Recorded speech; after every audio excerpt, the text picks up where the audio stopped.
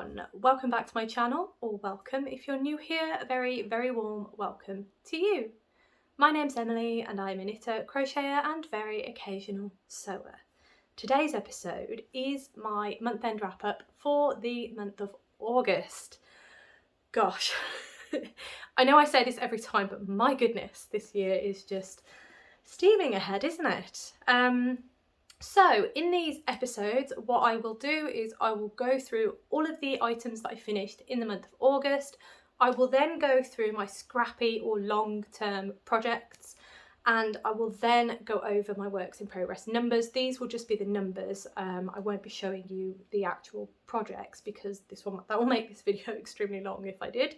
I'm reserving that for my quarterly work in progress update videos, of which there is one due in September, so stay tuned, that will be coming hopefully soon. And the final subject I'm going to be covering is plans for the next couple of months, mostly for September, but yeah, it should be for a couple of months in advance, so you'll get an idea of what I am planning to work on in the next couple of months. But plans always change. But there we are. Right, I'm going to get stuck in because my videos have been getting ridiculously long. Actually, before I get stuck in, this is why they get so long. But before I get stuck in, what am I wearing? I am finally wearing a me-made top. And this is the Pink Fizz by Andrea Mowry. I almost forgot. But this is one of my favourite sweaters. I think I finished it at the start of this year. I think this is definitely a 2024 finished object. And it is definitely one of my favourites. No, I don't think it is this year. I think I finished it last year, didn't I? Oh my goodness. Because I wore it to River Knits when I went to the... yeah, it was last year. My apologies. It was a 2023 make. But I love it. I absolutely adore it. And I'll quickly give you a little look at it. Excuse me. I'm extremely pink today. But anyway. It is a kind of a boxy fit. It does have a little bit of shaping on the sleeve. You can just about see that there, tiny bit of shaping, and then the sleeves are put on. But the main thing about this sweater is you can see there are two lacework panels which go either side, and if I turn around, it is the same on the back, which is just gorgeous. I love it. And so you can see, hence the pink, the front is a little bit longer, a little bit shorter than the back. There we go. It's quite hard to figure out which way to turn and which way to move. It's but yeah, so the back is slightly longer than the front, and it's absolutely gorgeous. It is definitely one of my favourite makes. And now the weather is starting to get a little bit chilly, I can start wearing my sweaters again. I only have two that I really wear in rotation, but this is definitely one of them. I absolutely adore it. I made it with Debbie Bliss Rialto 4-ply, and I held that together with Drops Kid Silk Mohair. I can't remember the colourways, but it is just gorgeous. If I bring it close, you can kind of see. I don't know if you can see actually, because it's really dark today. I've had all the lights on in the house all day long. My office is in the darkest room in the house because it's a north-facing room. It is the darkest room, and it's the worst place to have an office because whenever it's a dull day like this, I have to have all the lights on just to try and make it a bit more of a nicer environment. But anyway, I really don't think... Oh no, you might be able to. The Debbie Bliss yarn, that was a pink, and then the mohair that I got had a slight purple haze to it. So it's not a perfect match, but it creates such a beautiful finish. It's gorgeous and I love it. So yeah, that's what I'm wearing. Finally wearing my me-made items because we are getting into the colder months, which is fantastic. I love it. Okay, we're going to get stuck in, as I said, because I don't want this video to be ridiculously long, unless you like the long videos, but I'm going to try not to keep you here all day. Right, we're going to get started with the finished objects, and these are the finished objects that I finished in the month of August. There was a cheeky one that snuck in right at the end there. I think I actually finished it on the 31st of August, but it counts, so that's always good. Right, the first item that I finished in the month of August was my Duvet Days socks, and these are by So Happy Creative. The yarn is by Siobhan's Crafts. This was one of her mystery bags, so I got a 100-gram skein of this absolutely gorgeous multi-variegated skein. There we go. I don't know. Oh. And then I got a 50-gram skein of the violet colour, and these were in DK. So obviously when I got the mystery bag, I was like, oh, DK, let's do something fun. And I've never done crochet socks before, and I know that Michelle from Shell Star Stitches, she does these socks a lot, and she highly recommended the pattern, so I thought I'd give them a go. I did have to request help from Michelle, she was very, very kind. She even drew me a diagram. It was wonderful. So once again, thank you so much, Michelle. Look, they are all completed. I'm so happy. And I've even tied in all the ends now, because that was one thing that I hadn't done when I actually claimed them as finished. I hadn't tied in all the ends, but I said I'd tie them in, and I have, so it's good. But yes, these are crochet socks, and as I say, I've never done crochet socks before. I'm still hesitant as to whether or not I will do crochet socks again.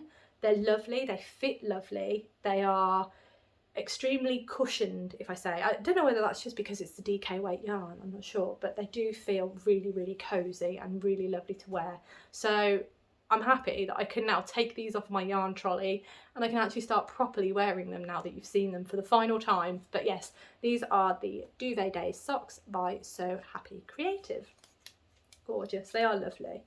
All right, so we're on to the next item, and that was this one, which was this is why it's missing from behind, because I finished this in August. This was the first of the 3 emotional sport chickens by the Knitting Tree that I am currently in the process of making.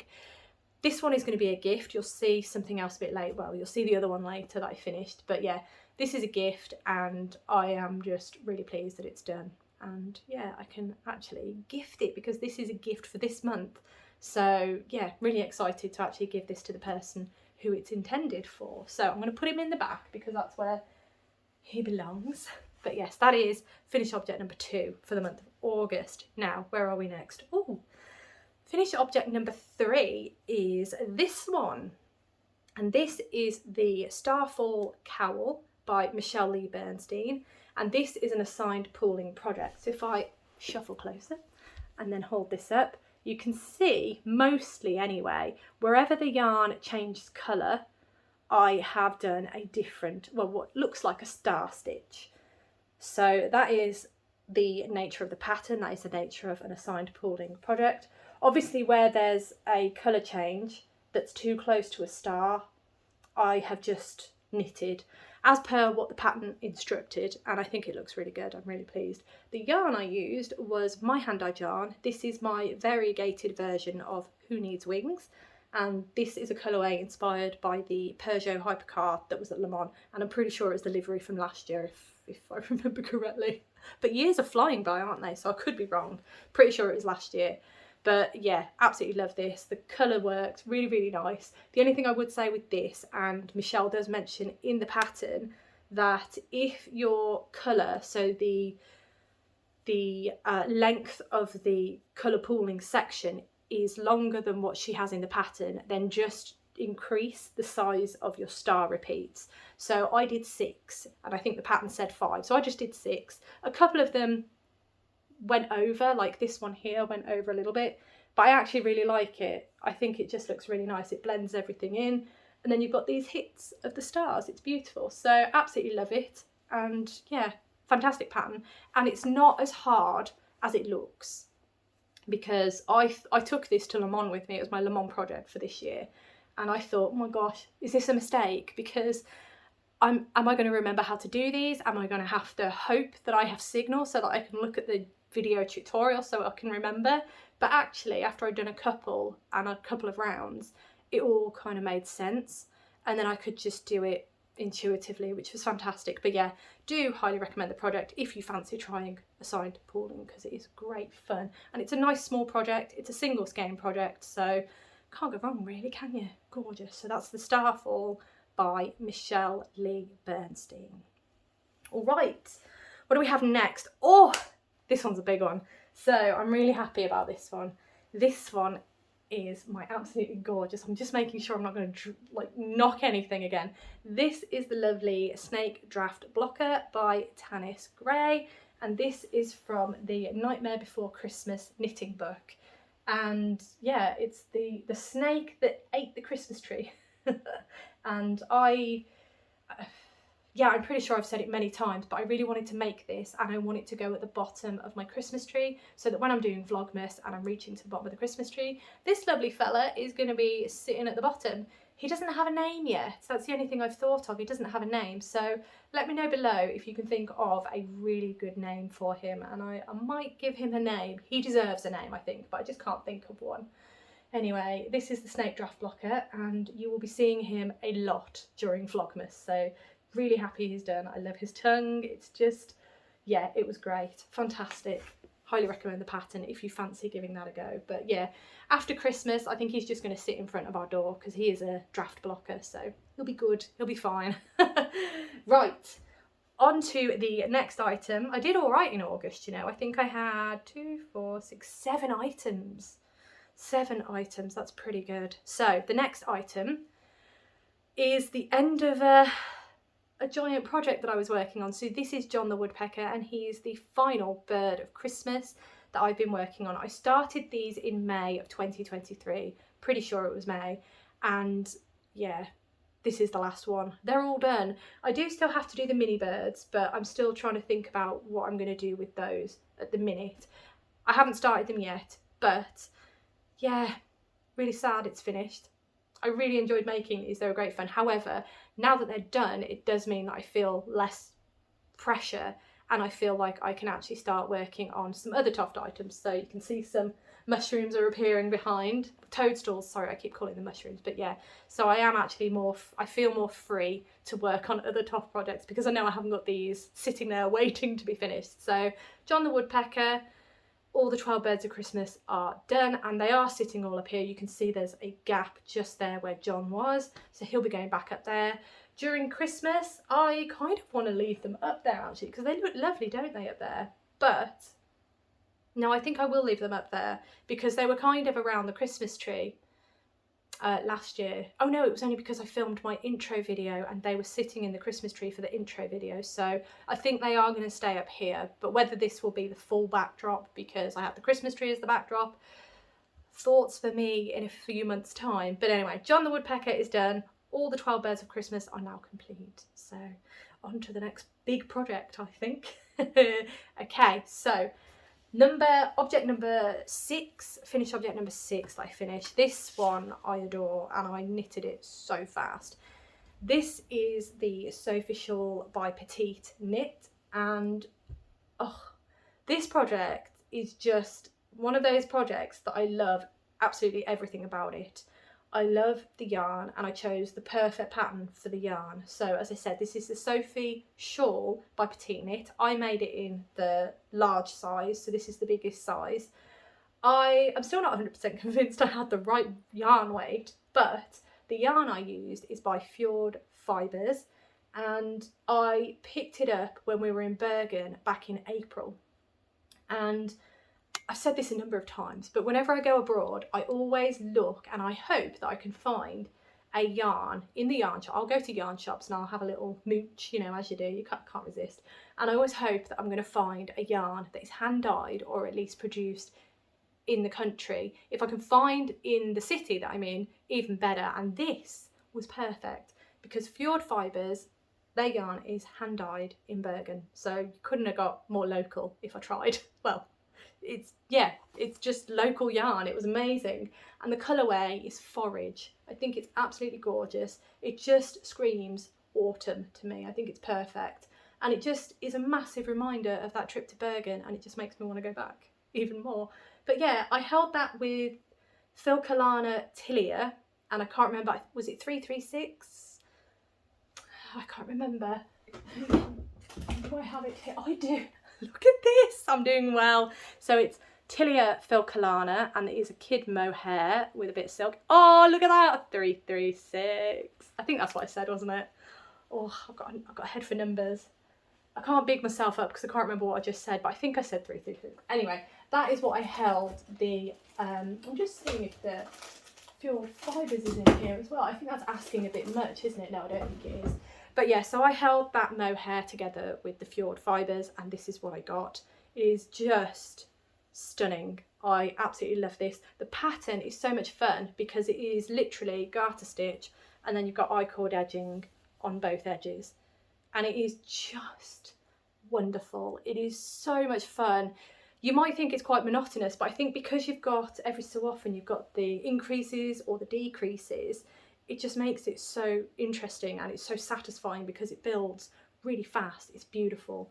So I do highly recommend the pattern, and I couldn't be happier with this one. It's beautiful. I still haven't blocked it. I don't think I need to, really. Doesn't strike me as the kind of fabric that needs blocking the way it feels, to be honest. I might block it one day, but for now I'm just in love with it. Oh, so happy. So I can start wearing it now. Very exciting now the months are getting colder. Right, the final finished object that I finished in the month of August, I nearly said May then, was my other emotional sport chicken. Now, I did say I am making 3. The other one is, it's fully knitted, but I just haven't sewn anything. But this is the emotional support chicken by the Knitting Tree, and this is my second one. So I have the blue one back here that was finished at the start of August, and this sort of teal colour one. It's a beautiful colour, isn't it? It's lovely. This was finished in, well, 31st of August. So it was done. It's brilliant. So I'm really happy that it's done. And yeah, that's the 2 together. I'm gonna have to move the duck. Let me move the duck. I'm running out of room here, but these 2 are going to be moving on at some point anyway. There we go. I think he was sat on top of the duck who had fallen over in my podcast, but anyway, there we have it. So those are all my finished objects for the month of August. I had a super productive month. I didn't expect it to be that productive actually, because I thought I was going to really struggle with that snake draft blocker, but I managed to sit myself down, give myself a talking to and be like, look, get it done. So really happy that worked out for me, which is brilliant. All right, so we're on to the next section, which should be my scrappy projects and my long-term projects. So I do have 3 scrappy projects, but I'm still debating 2 of them, and you will see them in my works in progress video because I'm still debating them. I'm not in love with them, to say the least. One of them is the Battenberg blanket by Sandra Paul. It is absolutely gorgeous. It's these really small granny squares, and the design itself is you've got the coloured squares, and then in between the coloured squares are plain squares, like you'll see my sweet shop blanket in a minute. It's a similar effect, and it is absolutely stunning, and all the ones that I've seen other people make have been absolutely gorgeous. I just don't think I have the heart to make it, if I'm honest. It's a lot, and I'm sort of reaching the point now where I kind of want not easy wins, but kind of projects that just feel a bit more progressive, because I know when I've done the squares, I'm then going to have loads of squares that I've got to lay out and figure out how I'm going to put them all together, and it's going to drive me nuts. So yeah, I'm not sure. So I've kind of paused on that one at the minute. And the other one that I've kind of paused on is my Attic 24. I was doing the Scrappy Granny Stripe blanket, and I was doing it in fingering weight, which might have been my mistake. And I was following Natalie of Knitty Natty's instructions, because she made one that was like a proper big size one, and it was fingering weight. And that kind of, when I saw her making it, I thought, that's fantastic. I love that, and that's such a good idea for bigger scraps. So I kind of adopted that idea, started working on it, and now I'm just like, I don't know how I feel about it. That being said, this next item that I want to show you is my 3rd scrappy project, and this one I am loving. Now that I haven't got my Sophie Shawl that I'm working on in bed, I am now working on this when I feel like working on a project while I'm reading in bed. So this is my mitered square blanket. There's not a lot to it at the minute, but I started off doing a mitered square blanket, for those who are new anyway. If you haven't seen a recent, I don't think I've got original square in here, I don't think I have. But basically, I started doing a mitered square blanket. I was following Anne of Toby Knits. I was following, sorry, I've just had a message. No, we're all good. I have, if anybody knows how to stop the messages appearing, let me know, because it's very distracting and I don't want to appear rude. So if you know how to stop the notifications, I suppose that's how you do it, isn't it? Just go in and turn off notifications, because I film on my phone, you see, and I mirror the screen so I can make sure that I'm not completely out of screen and that I'm all blurry and anything. Anyway, right, so the mitre square blanket, as I say, I was following Anne of Toby Knits. She did an absolutely amazing tutorial. I will link it below because it really is fantastic, and that's how I learned to do my mitred squares. So thank you, Anne. That's just, it's been amazing. So basically I started doing that, and then I kind of thought, well, it's fingering weight. I love fingering weight, I do, but I think scrappy projects and fingering weight, I'm not reaching for them. And I think the issue is because it's fingering weight, it's taking longer and it doesn't feel quite right to me. So I went back and forth. I then picked up this pattern, which is the Coziest Memory Blanket by Kemper Ray, and I've kind of merged this pattern with Anne of Toby Knits pattern. I've also used a little bit of the Sweet Shop blanket as well, so it's kind of a combination of many different things. And then basically I decided to hold fingering weight double. So let me show you. This is a square. This is the size of square that I'm making. I am doing it, the amount of stitches that I'm using is 45 stitches, so that gives me a, you know, it's not a too big a square, but it's a decent enough size that I don't feel like it's going to take me forever. As I say, I am holding fingering weight double, so it makes it a lot squishier. It's really lovely fabric actually, and because I'm using 45 stitches, I am coming out at just over 10 grams. So I have to make sure that the whatever scrap I've got left, it's got to be over 10 grams. 11 grams, perfect. I know I'm going to make it, but yeah, it is literally just over 10 grams with my gauge anyway. But if I bring this closer, you can see the middle bit. I don't know why I've got this here anymore. This was just to tell me which was the right side and which side was the wrong side. So the decrease down the centre, that is what I am using Anne's pattern for, because Anne's decrease I absolutely loved, and it works perfectly with the way I am also doing my edging. So if I show you my edging, there you go, I am slipping the final stitch with the yarn in front. So that gives me a much easier edge to pick up. And if I show you this one, this is the back. So you do get the edge appearing, but this is the back of it, so that's fine. But if you look at the front, it looks so much neater, and it just looks like it was joined from the start. So I'll pick up the stitches, and then when I come back, I will knit through the back loop along here just to close the gap if there's any gap. That's what I'm doing anyway. It's a really, really lame way of explaining this, I know. But that's what I'm doing. And where did I get to the last time I showed you? So I got to this square. So I've done this much. So I've just managed to finish this square. So I've just started this square, finished this square, and then I've done 2 more squares and I've started on another square. This is going to be interesting because this square, the square that I'm currently working on, is actually DK weight yarn. So all the rest are fingering weight held double, but this one is just DK weight yarn held single. So I'm really interested to see if there's any size change. There shouldn't be, but I'm really interested to see if there is any size change. And plus, with doing it holding fingering weight double, it does mean that I can use DK weight yarn if ever I come across. I also may have made a mistake because I don't know if you can tell, but I'm basically using a variegated skein, then a semi-solid, variegated, semi-solid, variegated, semi-solid. I think that might be a mistake because I use a lot more variegated yarns than I use semi-solids. So we'll see how we get on. I mean, I've got this much in here for now, and I do have some more yarn lying around. And I do have, like, for example, this one. I reckon I could probably get 2 squares out of this one, so I might actually reuse colours in it. So I think it's going to be fine. But yeah, I think, let me hold it wide. It's pretty big, isn't it? So I'm going to lay it on the bed upstairs because I want it to be, able to cover the bed upstairs, basically. So I've probably got a couple more squares to do, and then that should be wide enough. And then I will just be starting the row again and going across again. It'll be a lot easier because I won't have to cast on. So at the minute I'm picking up 23 stitches and then casting on. The way I'm casting on is really weird. So yeah, I'm not entirely sure I'm doing it right. Where is my cast on? Oh no, that is my cast on.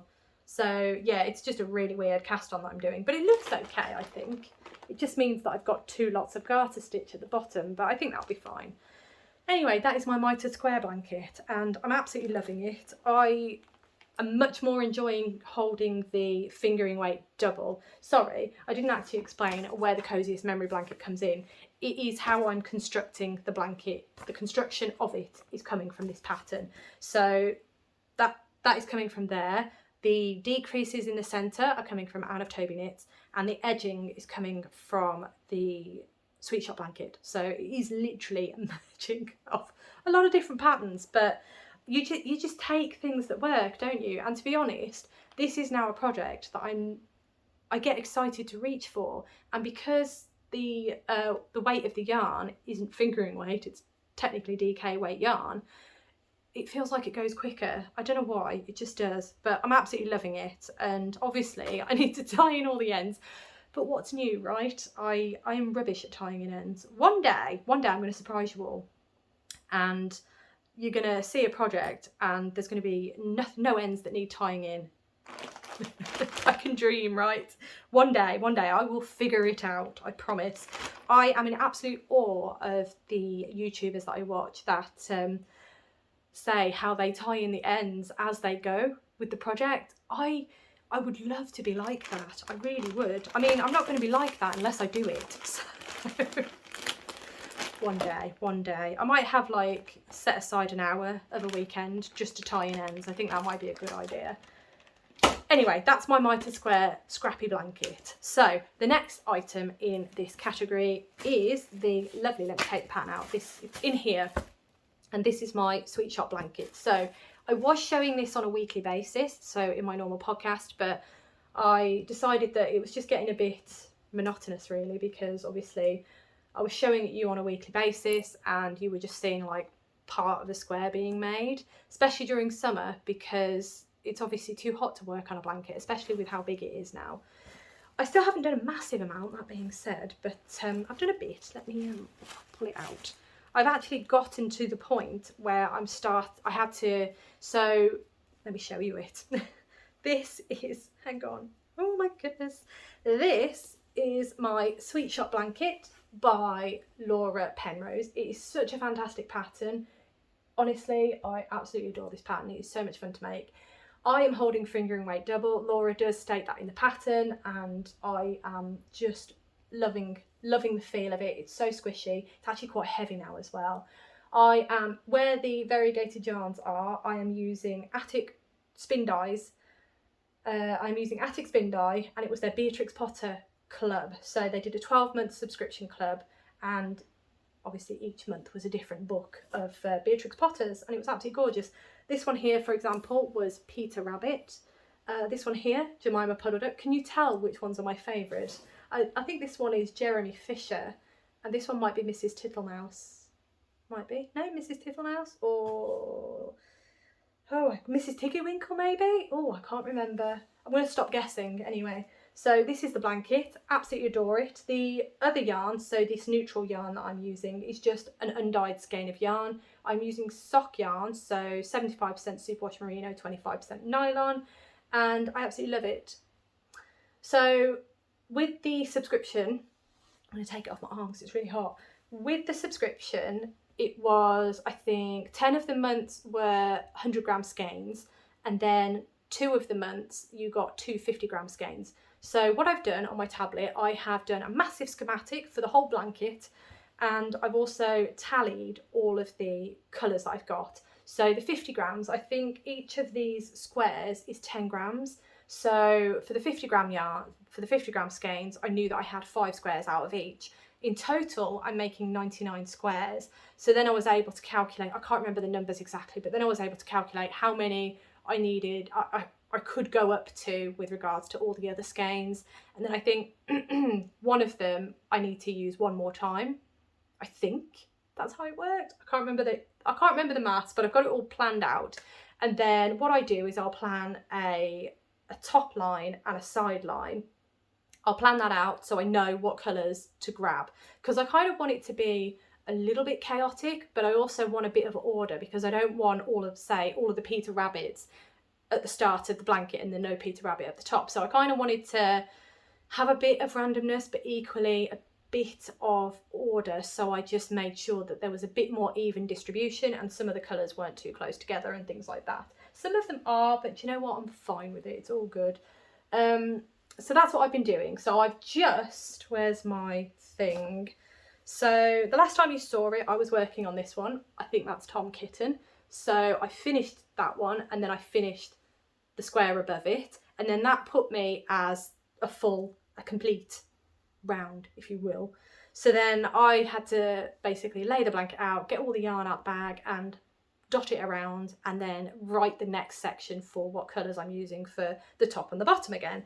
And I have cast on the next square, so I'm nearly done with that square actually. But yeah, so that is how it's working. That's where I'm at. That's how much I've done. Not a lot from the last month, but it's beautiful, isn't it? It is just such a beautiful... I really wanted to find the perfect project for these yarns because they are just absolutely stunning, and I wanted each colour to sing for itself. I didn't want them to blend. I just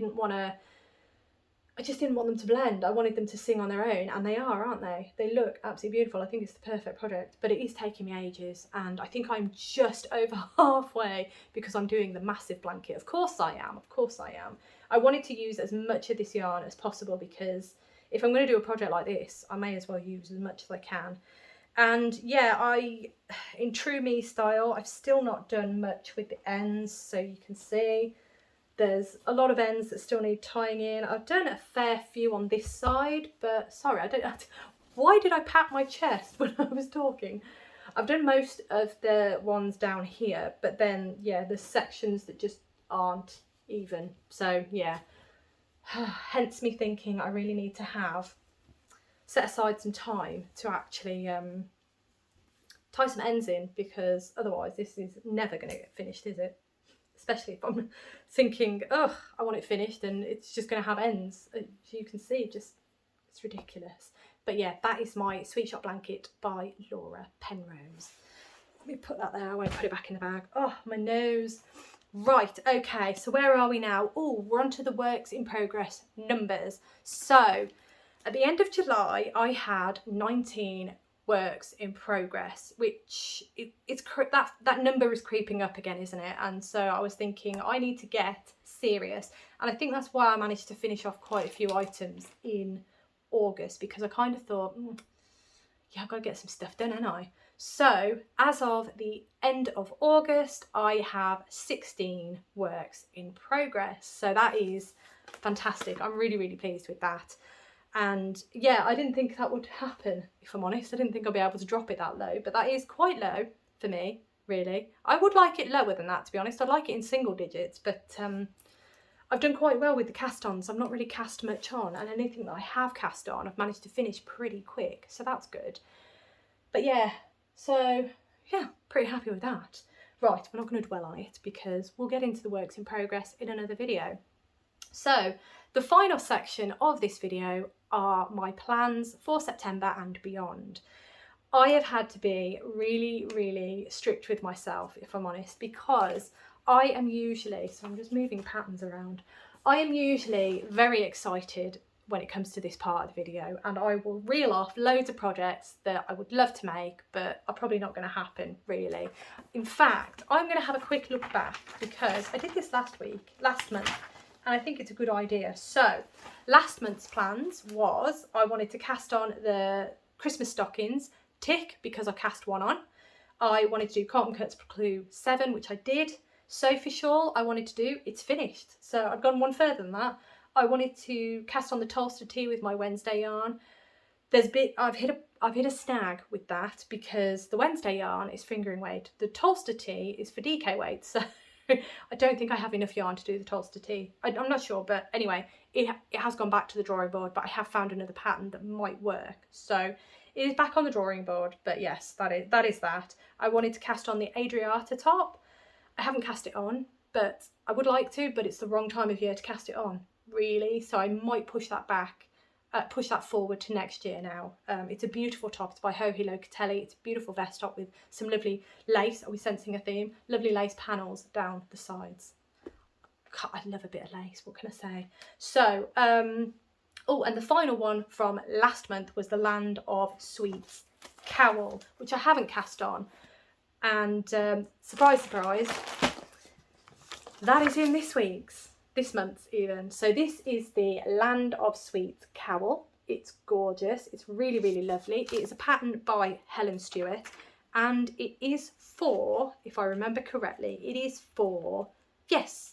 So it's kind of an advent project. You can use 24 colours, which is great. And you will need approximately 8 grams of fingering weight yarn, and you need 24 colours of that. So for those who are with me over Vlogmas in 2023, you will know that I have a 10-gram mini calendar. So this is a 24 10-gram minis that was by Siobhan's Crafts, and I decided that I want to make the Land of Sweets cowl using these colours. So the advent calendar by Siobhan's Crafts, it was called Merry and Bright, and what can I say, it definitely brought some merry and brightness to my Vlogmas, and I loved it. It's absolutely beautiful.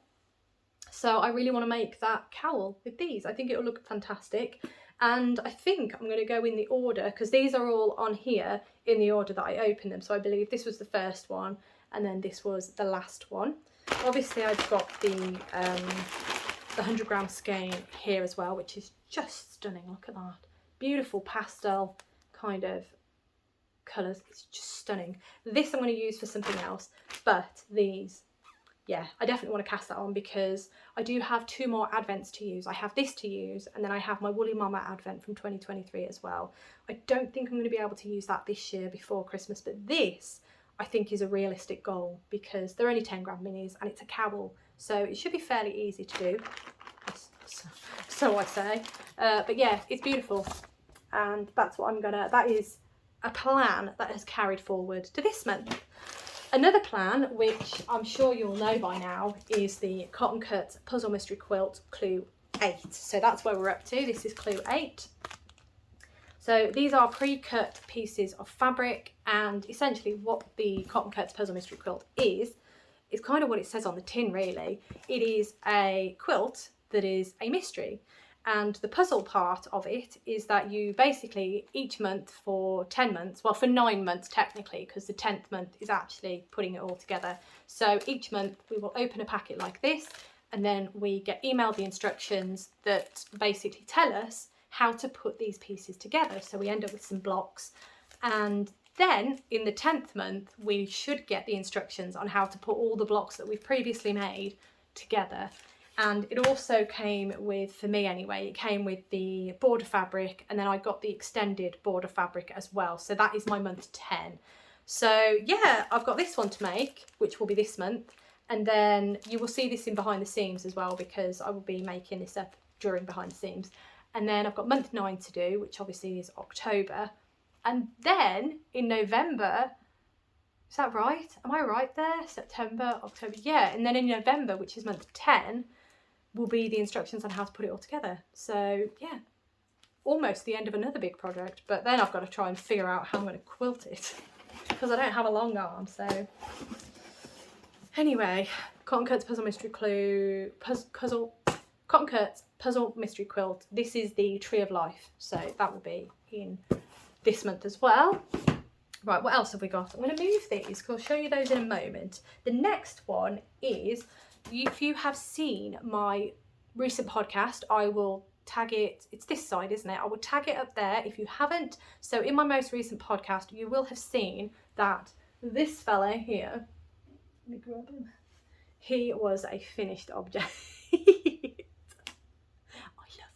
He is a finished object in that episode, and I absolutely loved him. I made him really fast, but he goes together with this guy here, and these were the mystery toadstool patterns last year that Toft did, and this one I believe is the cap toadstool, and this one is the button toadstool. And there's one more because there were 3. And I was extremely lucky because, hang on, there we go. I was extremely lucky because I ordered 3 of the patterns and it was a total mystery as to which pattern you would get. So whether or not they cottoned on that I was ordering them and they kind of made it so I had all 3, I don't know, but I ended up with all 3. So it was fantastic. I was so pleased, and because I absolutely love these patterns, they're gorgeous. So this is my next plan. I really want to make this one. This is the final of those mystery patterns, and this is the Sporing Toadstool. I think it's gorgeous, and this is, as I say, the last one of those 3 patterns that I need to make. So if I can finish this, then I'll have a nice little autumnal display behind there. So that is another plan that I am going to put into action this month as well. On that same vein, I do have another, I mean, I've got many patterns by Toft. I have, I think, Marley the ghost bird to make as well, but I thought that was asking a bit much because it's a lot of loop stitch, and yeah, this is going to be a busy month, so I kind of thought I'll get some easy wins in. So I have this pattern. It's in this lovely little bag, and this is Crown Prince Pumpkin by Toft. Let me get the pattern out and show you a better picture. Here he is. Oh, look at him. So I really want to make him as well because I feel like he's a fall pattern, and yeah, I've got to complete the garden at the back.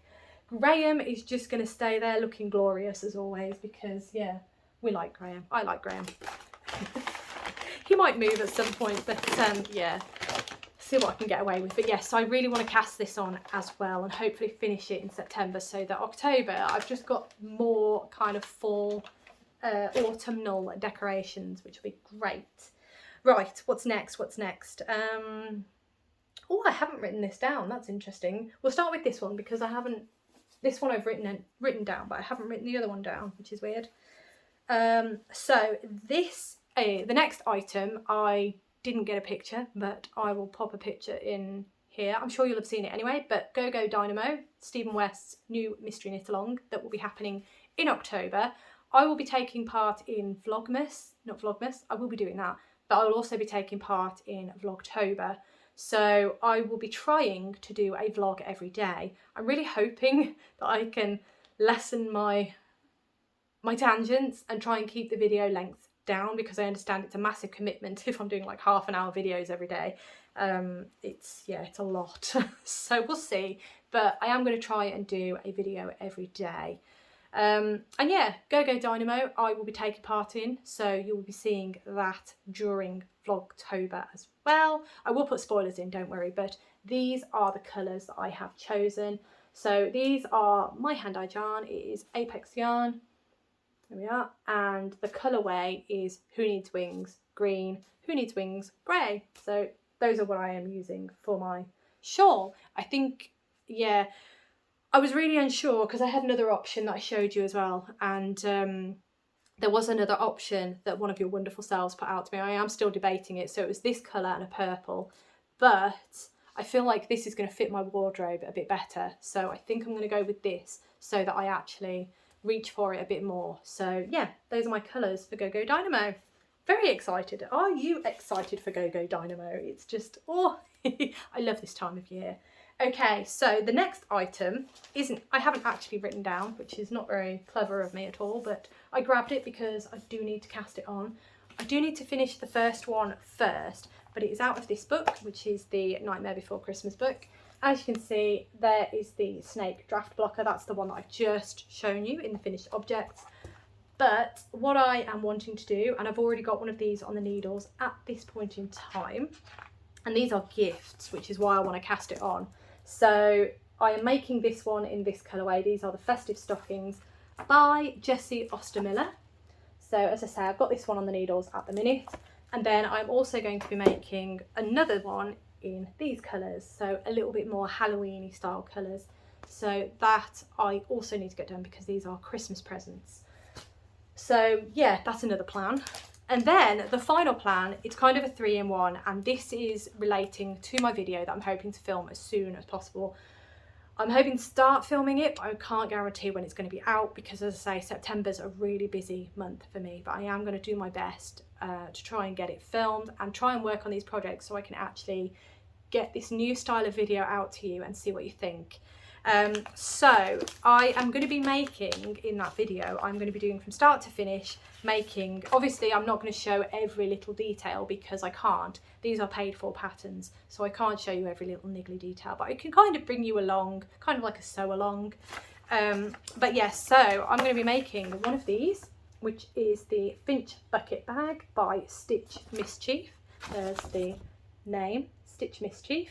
I would be making the midi size, so there's 2 sizes. I'll be making the midi size, and in fact I've already just shown you one of them. So this is one that I made last year, and it's obviously, yeah, it's attached to a pattern at the minute, but this is one of the ones I've stuck loads of pin badges to it, so let me turn it round. So it is just like a lovely bucket bag. It's got a handle, it's got pockets inside. I really like these bags, so I'm going to be making probably 2 of these.